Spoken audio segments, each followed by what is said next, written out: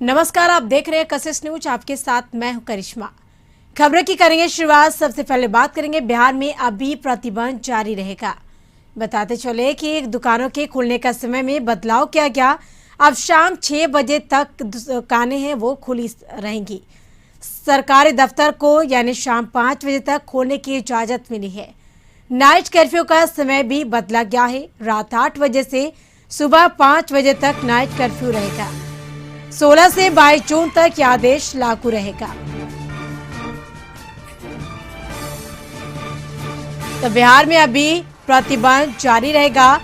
बता चले कि दुकानों के खुलने के समय में बदलाव किया गया है।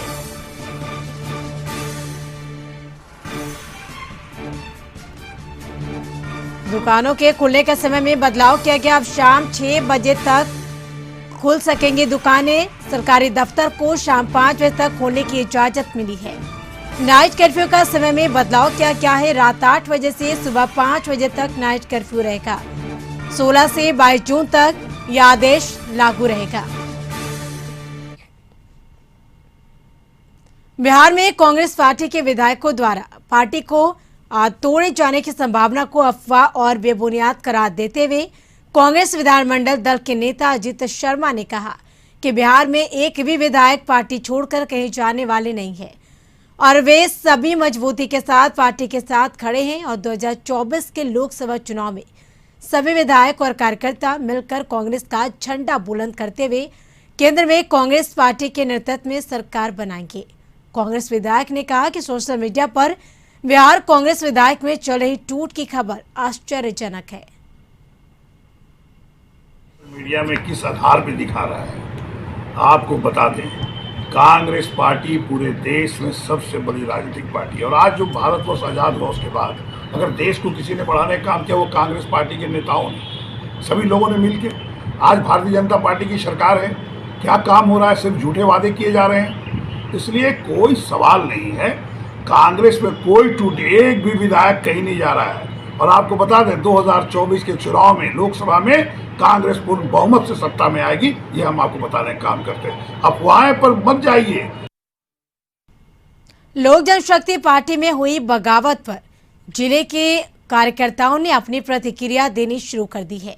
इसी क्रम में जिले के टिकारी विधानसभा के पूर्व विधानसभा प्रत्याशी कमलेश शर्मा ने कहा कि हम पार्टी में विश्वास करते हैं और स्वर्गीय रामविलास पासवान के द्वारा यह पार्टी बनाई गई थी। उनके निधन के बाद पार्टी के राष्ट्रीय अध्यक्ष चिराग पासवान बने थे। उन्होंने कहा कि आज भी हम लोग चिराग पासवान में विश्वास करते हैं और आगे भी करते रहेंगे। जिले के सभी कार्यकर्ता चिराग पासवान के साथ हैं। उन्होंने कहा कि विगत विधानसभा चुनाव में लोजपा के कारण जदयू को सबसे बड़ा यानी सबसे ज्यादा नुकसान हुआ था। तभी से जदयू लोजपा को लगातार टारगेट कर रही थी।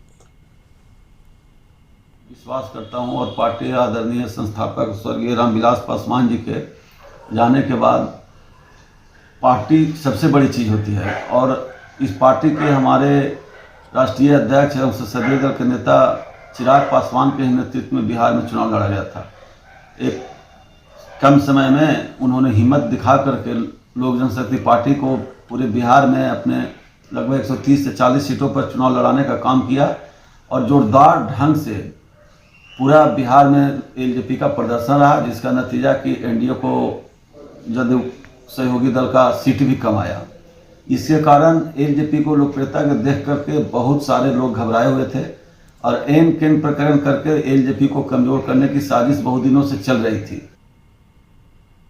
कोरोना से मौत के बाद पिता की तस्वीर और कागजात को देखते हुए चंद्रिका तांती का परिवार है, यानी बेगूसराय सदर प्रखंड के चांदपुरा गांव निवासी चंद्रिका तांती 27 अप्रैल को सदर अस्पताल में कोरोना जांच में पॉजिटिव पाए गए थे, जिसके बाद उन्हें होम आइसोलेशन रखा गया और 10 मई को होम आइसोलेशन के दौरान उसकी मौत हो गई।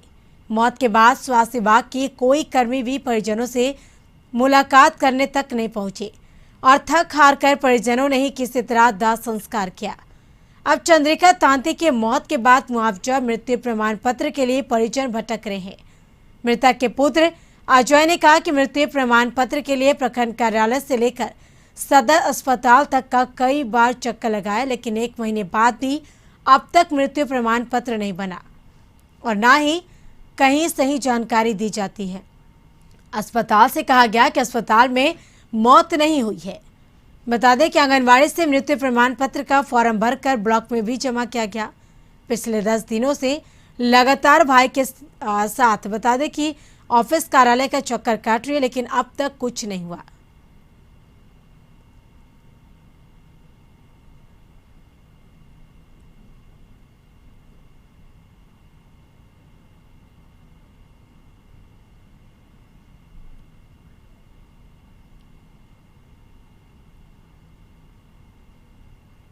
को जो चेक करवाए थे कोरोना पॉजिटिव हुआ था और उसके बाद जो है दवाई को फ़ोन किए थे उधर से जो अभी क्या हाल है, तो वही उसको बोले थे अभी हाल तो गड़बड़े है लेकिन दवाई चाहिए। तो दवाई के लिए वही बोल रहा था जो हमारा टीम वाला आदमी जा रहा दवाई लेके, दवाई भी नहीं आया था।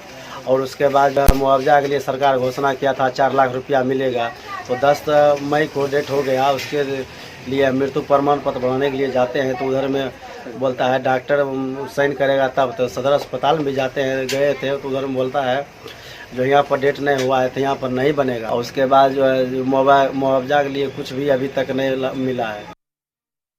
कोविड वैक्सीनेशन में पूर्णिया जिले ने लंबी छलांग लगाई है। ताजा रैंकिंग में पूर्णिया जिले सूबे के टॉप 5 में शामिल हो गया है।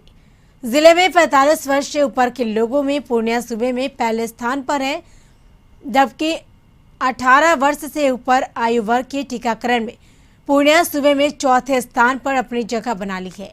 इससे पहले शिवहर जिला 45 वर्ष से अधिक आयु के कोरोना वैक्सीन लगाए जाने के मामले में पहले स्थान पर था, लेकिन हालिया रैंकिंग में पूर्णिया ने बाजी मार ली। जिलाधिकारी राहुल कुमार ने कहा कि लगातार वैक्सीनेशन ड्राइव के साथ साथ जन जागरूकता और धर्म गुरुओं, जनप्रतिनिधियों और समाज के प्रबुद्ध लोगों के साथ अलग अलग प्रखंडों में बैठक कर यह सफलता हासिल की है।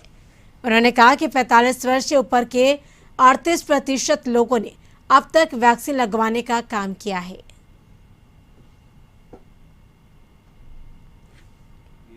लंबा समय लगने वाला है और लाखों की संख्या में लोगों को वैक्सीनेट किया जाना है, लेकिन हम लोगों ने अपने ज़िले में लगातार धर्मगुरुओं के साथ, स्थानीय जनप्रतिनिधियों के साथ और समाज में जो स्टेक होल्डर्स हैं उनके साथ बैठक करके रणनीति तय करके फिर हम लोगों ने इस पर काम करना शुरू किया है।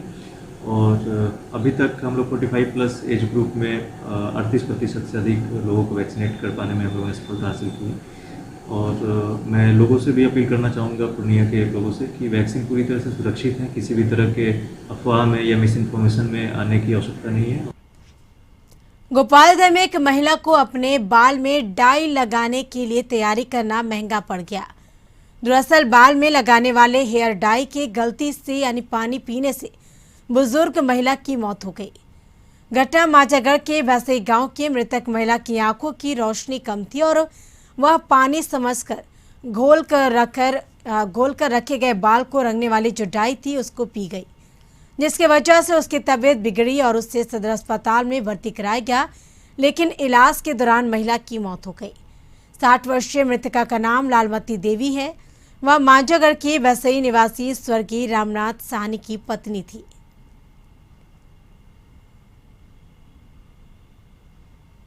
बेगूसराय में लगातार हो रही बारिश से शहर से लेकर गांव तक जलजमाव की स्थिति उत्पन्न हो गई है।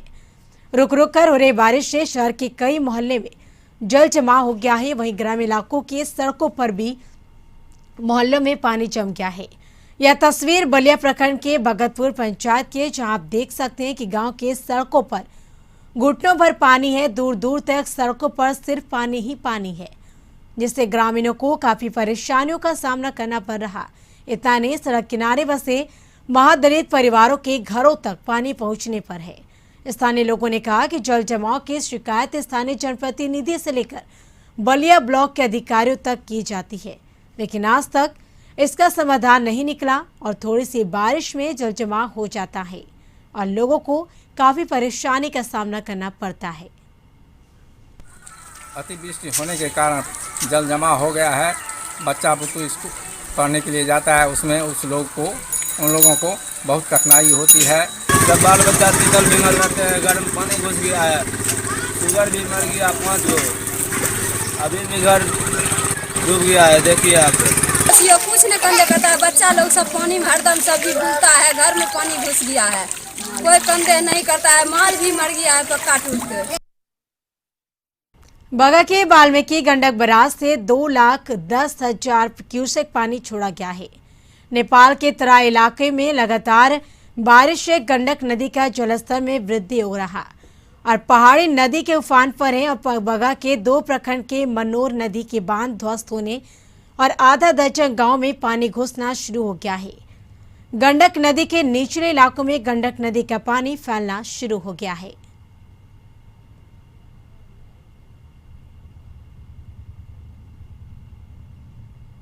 बगा से खबर, जहां पिछले 24 घंटे से बारिश की वजह से नगर परिषद की पोल खुल गई है।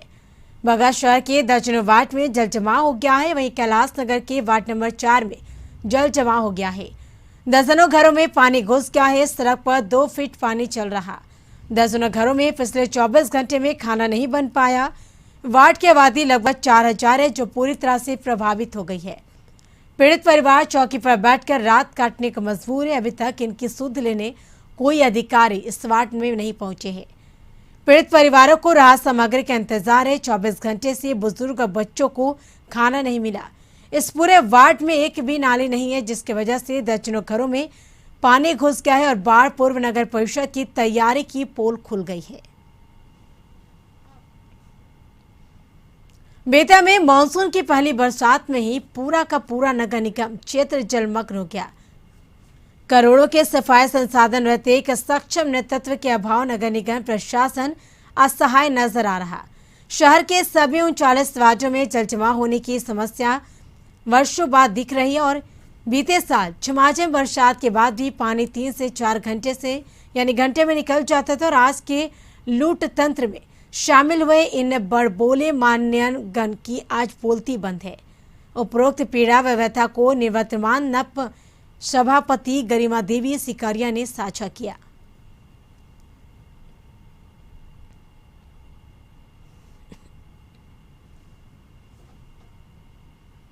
छपरा में रेफरल अस्पताल मडौरा की नरकीय स्थिति को देख आरजेडी विधायक तेज प्रताप आग बबूला हो गए और उन्होंने स्वास्थ्य प्रभारी की क्लास लगा दी।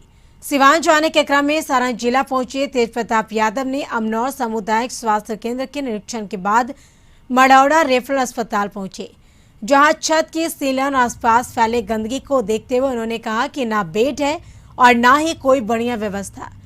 एक आधे बेड पर बिछे चादर भी गंदे हैं, छत सीलन से भरा पड़ा है। यहाँ आने वाले ही बीमार पड़ जाते होंगे, 1 मिनट ठहरना भी मुश्किल है। तेज प्रताप यादव के साथ मरौड़ा से राजद विधायक जितेंद्र राय भी मौके पर मौजूद थे और वह अस्पताल की कुव्यवस्था के बारे में तेज प्रताप को बताने का काम कर रहे थे। रेफरल अस्पताल मरौड़ा की हालत को इन तस्वीरों के जरिए बेहतर तरीके से समझा जा सकता है। बिहार में कितने पीएससी और कितने फार्मासिस्ट कार्य बारिश हो रहा है और बिल्डिंग में ऊपर से पानी गिर रहा है, डंप मार रहा है। जो वार्ड हमने जो देखने का जो काम किया है, वहाँ पे जो बेडशीट वगैरह जो लगा है, बेड तो है ही नहीं यहाँ, बेडशीट जो लगा है पूरे तरीके से गंदगी है कि पूरा गंदगी भरा हुआ है एकदम। यहाँ पे 1 मिनट भी रुकने का मन नहीं कर रहा, इतना गंदगी है, इतना जर्जर स्थिति बना हुआ है। भगवान भरोसे चल रहा है। यहाँ रुकेंगे एक छोटे से ब्रेक के लिए। ब्रेक के बाद खबरों का सिलसिला जारी रहेगा। दिल्ली से खबर, जहां पशुपति पारस लोजपा संसदीय दल के नेता बने हैं। लोकसभा अध्यक्ष ने मान्यता दे दी है। लोकसभा सचिवालय की तरफ से अधिसूचना जारी की गई है। बता दें कि पशुपति पारस लोजपा संसदीय दल के नेता बने हैं। लोकसभा अध्यक्ष ने मान्यता दे दी है। लोकसभा सचिवालय की तरफ से अधिसूचना जारी की गई है।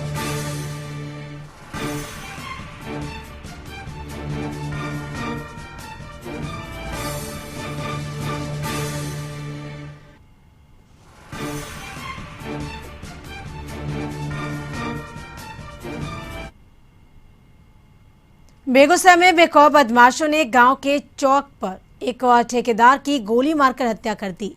घटना चौकिया थाना क्षेत्र के सिमरिया गांव की है। घटना से इलाके में दहशत का माहौल है। हालांकि घटना किस वजह से हुई, अंजाम क्यों दिया गया, इसका कारण स्पष्ट नहीं, लेकिन कहा जा रहा कि सिमरिया गांव के कुछ युवकों ने दूसरे गांव के युवकों के गलत कार्य का विरोध किया था, जिसको लेकर विवाद हुआ था। इस विवाद को लेकर दर्जन भर बाइक सवार बदमाश हथियार से लैस होकर सिमरिया गांव में के काले स्थान चौक पहुंचा ठेकेदार नीरज कुमार को गोलियों से छलनी कर दिया। इस दौरान बदमाशों ने दर्जन भर गोली चलाई। गोली से गंभीर रूप से घायल को इलाज के लिए उसे अस्पताल लाया गया, जहां डॉक्टरों ने मृत घोषित कर दिया।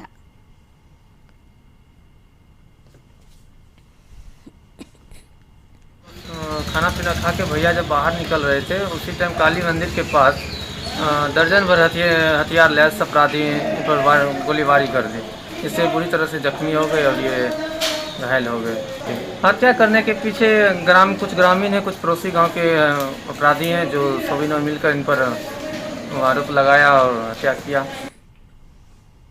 मोतिहारी में निगरानी की टीम की एक बड़ी कार्रवाई सामने आई है, जहां एक कार्यपालक के बेटा को 80,000 रुपए बतौर रिश्वत लेते निगरानी की टीम ने धर दबोचा है और साथ में गिरफ्तार इंजीनियर के आवास से 9 लाख रुपए भी जब्त किए गए। साथ ही एक डाटा ऑपरेटर को भी गिरफ्तार किया गया। बता दें कि ग्रामीण कार्य विभाग ढाका के कार्यपालक के बेटा रामचंद्र पासवान द्वारा ठेकेदार बबलू कुमार से एमवी पर दस्तखत करने के लिए 80,000 रुपये बतौर रिश्वत ली जा रही थी। तभी पहले से नजर गड़ाए निगरानी की टीम ने अभियंता को धर दबोचा और उसी वक्त उस मामले में बिचौलिए का काम करने वाले डाटा ऑपरेटर शशि कुमार को भी गिरफ्तार किया। ये पूरी कार्रवाई इंजीनियर के मोतिहारी आवास पर की जा रही थी। इसी बीच निगरानी ने कार्यपालक के बेटा रामचंद्र पासवान के आवास से करीब 9 लाख रुपए भी जब्त किए हैं।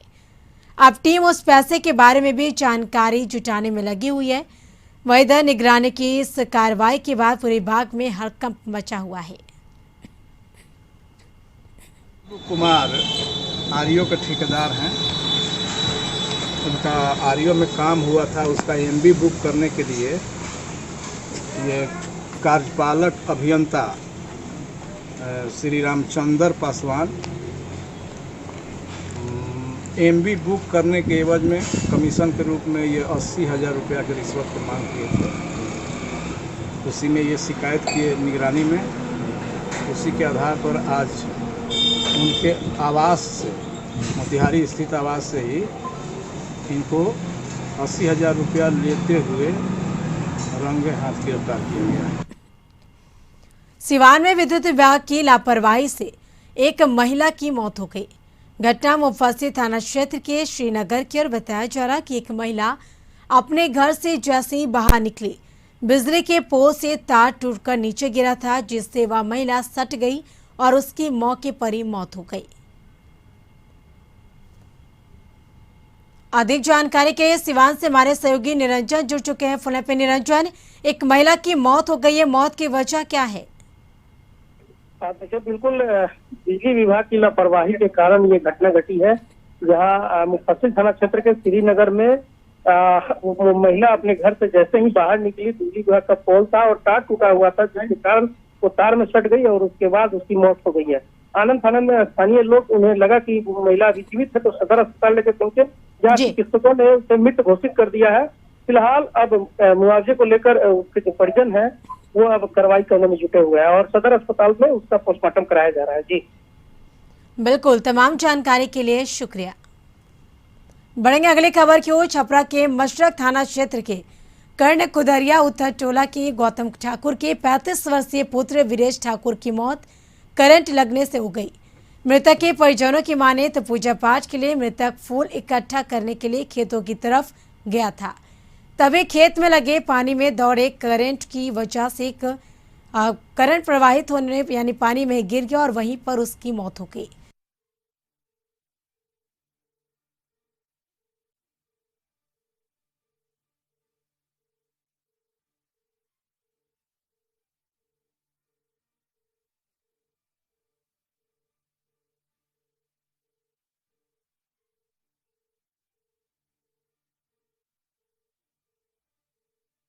सीतामढ़ी में भी टीकाकरण को लेकर उत्साह देखने को मिल रहा। अफवाहों को दरकिनार करते हुए अल्पसंख्यक समुदाय बहुल इलाकों में टीकाकरण को लेकर उत्साह दिखा। काफी संख्या में महिलाओं, पुरुषों और युवाओं ने टीका लिया। बता दें कि जिले में टीकाकरण अभियान पूरे जोर शोर से चल रहा। इसी में नगर थाना क्षेत्र में मैसौल में स्थित मदरसा रहमानिया स्थल पर टीका एक्सप्रेस पहुंची, जहां अल्पसंख्यक समुदाय के लोगों ने पूरे उत्साह के साथ कोविड-19 की वैक्सीन ली। कैंप में 18 प्लस और 45 प्लस की आयु वर्ग के लिए 2 अलग अलग कैंप लगे थे। मदरसा हमीदिया दारुल बनात हुसैना के हेड मौलवी मौलाना जियाउल रहमान कासमी और मदरसा रहमानिया मैसौल मस्जिद के इमाम मौलाना खुर्शीद आलम ने टीकाकरण स्थल पहुंच परिवार के सभी सदस्यों के साथ टीका लिया। मौके पर उन्होंने कहा कि कोरोना से बचाव के लिए टीका जरूरी है, सभी लोग टीका अवश्य लें। न्यूज वगैरह सबसे सुन रहे हैं, मगर पीएससी पर गए तो उससे भी पता चला कि इंजेक्शन लेना बहुत ही जरूरी है, तो पता चला तो यहाँ पर आके लिए हैं। इस प्रकार खाने के लिए भोजन की जरूरत पड़ती है। हर एक प्रकार की बीमारी से लड़ने के लिए इम्यूनिटी पावर बढ़ाना होता है। ठीक प्रकार कोरोना एक अदृश्य बीमारी है, वैश्विक महामारी है, और ये इस प्रकार से आदमी को खोखला कर देता है। देखता नहीं, ऊंचा नीचा छोटा बड़ा अपाहिज अपंग किसी को नहीं देखता, डायरेक्ट ट्रैक करता है। तो इस परजीवी रूपी वायरस से लड़ने के लिए टीका जरूरी। गया नगर निगम के नैली गांव के समीप स्थित डंपिंग यार्ड में अत्याधुनिक कचरा प्रबंधन प्लांट स्थापित किए जाने का कार्य युद्ध स्तर पर चालू है। इस प्लांट में शहर के कचरा से उर्वरक तैयार किया जाएगा और साथ ही कचरा में रहे प्लास्टिक, कपड़े इत्यादि से रस्सी का निर्माण होगा। प्लांट चालू हो जाने के बाद सबसे ज्यादा राहत डंपिंग यार्ड के आसपास रहने वाले हजारों लोगों को मिलने वाला है, जिनका यहां से निकलने वाले धूल और दुर्गंध से जीना मुश्किल हो रहा था। प्लांट इंस्टॉलेशन कार्य का निरीक्षण करने mayor Ganesh Paswan, deputy mayor Mohan Srivastava, नगर आयुक्त सावन कुमार सहित कई वार्ड पार्षद ने किया। निरीक्षण के दौरान चल रहे कार्यों की जानकारी वहां उपस्थित कर्मचारियों और अधिकारियों से ली गई। मापदंड जो सरकार ने निर्णय किया था वो 600 से 700 रुपये 1 मीट्रिक टन लिगेसी वेस्ट का डिस्पोजल होता है। हमारे यहाँ 4 लाख का आकलन सर्वे कराई गई है सरकार के द्वारा कि ये पहाड़ जो है 4 लाख मीट्रिक टन इसमें होता है। तो 7 चौका 28 करोड़ केवल लिगेसी हटाने में होता है। जो एक इतिहास गया शहर में रचा जा रहा है, जो सूखा गीला कचरा जो नैली डैम में जो पड़ा हुआ था, तो यहाँ आसपास के वातावरण पूरा शहर प्रदूषित हो रहा, उसके लिए ये हम लोग ने एक सॉलिड वेस्टमेंट का जो यहाँ प्लांट बैठ रहा है, जो आप लोग देख भी रहे हैं कितना कूड़ा भंडार था, जो आपको बहुत ही काफ़ी बदबू यहाँ घुसने में ही लगता था, लेकिन अब तो बहुत ही कार्य पूर्ण किया जा रहा है। कोरोना वैक्सीन को लेकर मोकामा प्रखंड में बड़े पैमाने पर जागरूकता अभियान चलाया गया। खासकर मोकामा घाट, औंटा, दरियापुर में लोगों को वैक्सीन की डोज लेने के लिए प्रेरित किया गया। प्रसिद्ध चिकित्सक और प्रदेश भाजपा प्रवक्ता डॉक्टर रामसागर सिंह ने अल्पसंख्यक लोगों में वैक्सीन को लेकर व्याप्त भ्रम को दूर करने की कवायद की। बड़ी संख्या में अल्पसंख्यक समाज के लोगों ने भी वैक्सीन पर भ्रम को लेकर सवाल खड़े किए। भाजपा प्रवक्ता ने कोरोना काल में वैक्सीन की अहम भूमिका को रेखांकित किया और कहा कि कोरोना से बचने का यही एकमात्र हथकंडा है। अल्पसंख्यक समाज के लोगों ने भी वैक्सीन सेंटर बनाने और लोगों का भ्रम दूर करने का अनुरोध किया। खबर मोतिहारी से, जहां जिले के पकड़ी दयाल में एक बाघ को देखा गया, जिसके बाद ग्रामीण द्वारा बाघ को खदेड़ने का वीडियो सामने आया। आप खुद देखिए किस तरह से आगे आगे बाघ और पीछे पीछे ग्रामीणों का हुजूम। हालांकि बाघ को देखने के बाद इलाके में सनसनी फैल गई। बता दें कि लोगों ने खेत में बाघ को देखा तो उसके बाद ग्रामीणों ने बाघ को अपने गांव से भगाने के लिए शोर मचाना शुरू कर दिया। वहीं ग्रामीणों के शोर मचाने के बाद बाघ मक्के के खेत में जाकर छुप गया। बताया जा रहा कि बाघ वाल्मीकि नगर जंगल यानी पास से भटक कर पकड़ी दयाल पहुंचा होगा। फिलहाल पटना और वाल्मीकि नगर जंगल से फॉरेस्ट डिपार्टमेंट की टीम आने इंतजार किया जा रहा है। मकैया में गेला खा ठीक बा, बाघ बा मकैया में अभी भागल नहीं खे, अभी मकैया में बाघ बा ठीक बा। ओकर बाद परगाई लोग सब मस्तौद बा, अपन सब कोई बाघ आप देखे हैं? कितना बड़ा बाघ है? बहुत बड़ा बाघ है और मकई में घुसा है। सुबह हम लोग देखे हैं और मकैया में अभी घुसा अभी निकला नहीं है। और यहाँ के पदाधिकारी लोग भी आ गए हैं और पूरा लोगों को साइड करके रखे हुए हैं और पूरा फुल व्यवस्था है। बिहार में अपहरण कर जबरन शादी करने का मामला तो पुराना है। पिछले कई सालों से जबरिया शादी पर विराम लगा हुआ था, लेकिन आज भी बिहार में जबरन शादी पूरी तरह खत्म होने का नाम नहीं ले रही है। ताजा मामला फतुहा थाना क्षेत्र का है, जहां बिखुआ गांव के पास NH-30 यानी 4 लेन से बाइक सवार एक युवक का अपहरण कर लिया। फिर युवक की जबरिया शादी कराई गई। अपहृत शशि कुमार फतुहा के शिवचक गांव निवासी हैं। बाइक पर सवार होकर अपने फूफा के घर जा रहा था और घटना के तुरंत बाद पुलिस सक्रिय होकर युवक की तलाश की और नालंदा जिले के हिलसा के एक मंदिर से युवक को बरामद किया।